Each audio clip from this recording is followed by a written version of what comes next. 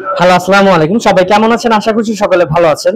So আপনারা যারা অনেকদিন ধরে কমেন্ট করছেন যে ভাই মালয়েশিয়া ভিসার জন্য কি কি ডকুমেন্টস প্রয়োজন, একটা ভিডিও চাই। সো আজকের ভিডিওটা মূলত তাদের জন্যই। সো চলুন জেনে নেই মালয়েশিয়া ভিসার জন্য আমাদের কি কি ডকুমেন্টস প্রয়োজন। ফার্স্ট অফ অল, আপনার একটা ভ্যালিড পাসপোর্ট লাগবে, minimum 6 month. Then recent 2 copy photo 35x45 mm। Then your profession proof. যদি আপনি বিজনেসম্যান হন তাহলে আপনার trade licence, pad and visiting card লাগবে। এবং যদি আপনি জব হোল্ডার হয়ে থাকেন সেক্ষেত্রে আপনার জব আইডি কার্ড লাগবে এন্ড এনওসি লাগবে।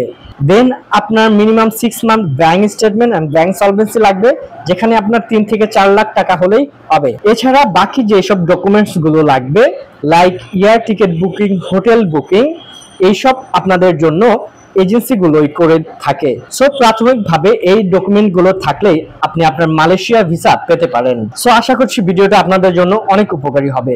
ধন্যবাদ সবাইকে। আসসালামু আলাইকুম।